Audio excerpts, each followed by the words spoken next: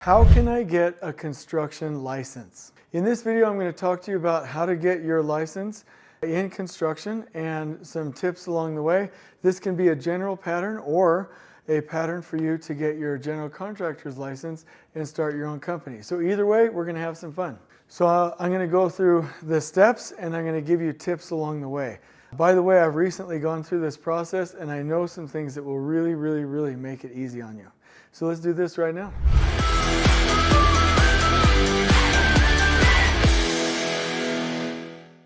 So typically there's different construction licenses. So I'm going to keep it a little bit generic, but I'm going to tie it to my journey in getting a general contractor's license.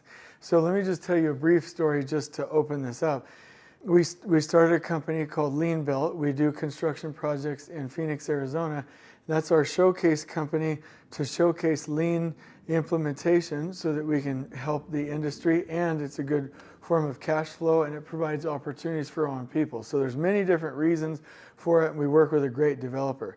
But one of the first things that we needed to do was get a contractor's license, and I was like, this won't be a big deal. So I sign up and I get a stack of books this big and I'm like, okay, so I do like reading and I'm very thorough, but there's a lot of technical data in these books that's fine print between the statutes and regulations, the OSHA manual, and then all of the different code books, right? The International Building Code, you've got specifics to masonry and concrete. It's like insane. It was literally this big. I could have put my TV on it as a stand probably, or used it as a nightstand. So I'm like, whoa. So you start going through it, you look at the local testing agency and it's like, I'm gonna read 12 inches of stacked books and attempt to memorize this, or I can get some help. So me personally, and I signed up with a local company that helps you with test prep, that takes you through the information, provides additional resources, links, references, and also study practice, and I was able to pass it. Now, I thought this was going to be easy, but it wasn't easy. And I think I'm pretty smart, and I think I know what I'm doing. But it was a pretty intense process. And when it came down to test day, I was stressed. I got tipped over because the test was super hard. It was obviously proctored. It took a lot to prepare. And I literally took that practice test like 8 times before. So I want to help you if you're getting any kind of licensing. Oh, the other thing is I have taken the other types of certification, not for licensing, but for tests, like the DBIA certification, CM BIM, CM Lean. There's a number of certifications which I've since let lapse because I want to learn new information, not keep them current.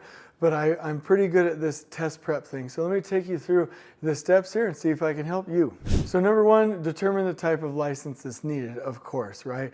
So like for us, we have to have a general contractor's license to do our work in the state of Arizona. So you're going to choose between a number of different options. Your general contractor license, there's trade-specific licenses, which means that you have to, so like at least in Arizona, you have to hire somebody with an electrical contractor's license or a plumbing contractor's license, or that have trade-specific contractor's license. Ours is, or the one that I qualified for as the qualifying party, was the commercial and residential B1 license, right? So make sure that you have the right one and talk to people who know. There were a couple times where I'm like, am I studying for the right test? And I got some of the source material a little bit confused. Stay on track, study for your license. Number two, understand local requirements. The states have different requirements. Different municipalities have different requirements. I personally perceive that Arizona is a little bit stricter on that. I'm sure California is as well. I'm sure in upstate New York, you know, it's probably pretty complicated, but know what you're dealing with and have people that are used to the system and the complexity of the test and the requirements. Number three, meet the education and experience requirements. I can't remember exactly, I just did this, but I think it was either 4 or 5 years that I needed to work as a builder, as a general contractor in this industry. So if you're watching this video right now and you don't have the experience, that's the first thing you need to do is get that experience under your belt and start accruing those months, which then turn into years, obviously, so that you meet the minimum requirements. Me personally, I've been in construction for 25 years, working for general contractors, building boots on the ground with trade partners doing self-perform, so I was able to meet that requirement. Please make sure you meet that requirement, and you're going to need references. For pass the exams, it's so good, by the way. I hope you like and subscribe to this channel because we do put a lot of effort into this. But passing the exams, easier said than done. I really, let me do one more before I know you, really believe in getting a package. Typically it costs like $150 or $250, a learning package where you get the books and the online study material and the test prep before you go take the test. Because if you're doing 12 inches of study material stacked and then you think you're going to remember the specifics of all that detail, it just ain't going to happen. So please get some help so you can pass the exam, which is actually very difficult. Number 5, the only thing probably as difficult or more difficult than actually passing the test is submitting the application. For instance, if you mess up on the application, the Arizona Registrar of Contractors will work with you to get the right information, but if it's denied too many times, you have to wait another year. You cannot mess up these applications. It will extend the timeline and you may get put on pause.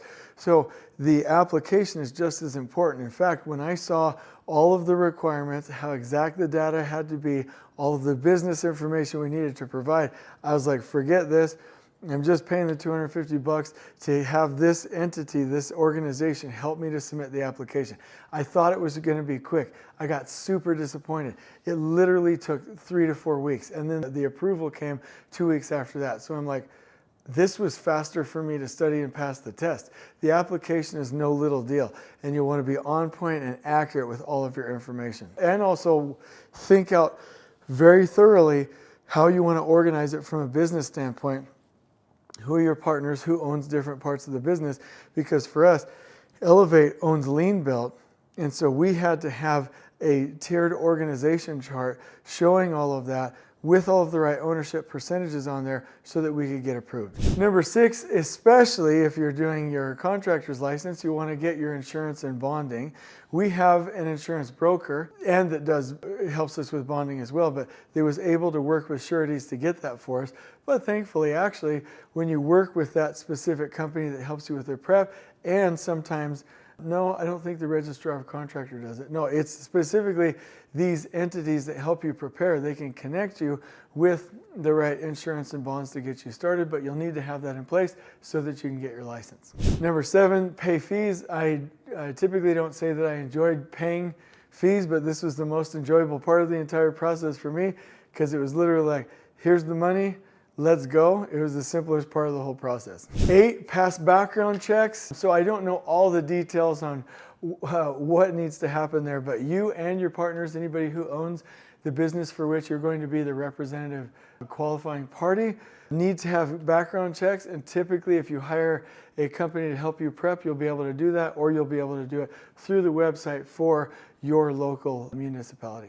Then you receive your license, and then you make sure that you are qualifying for any continuing education or any renewals. And then obviously you have to post that and make sure that that's aware and be in good standing.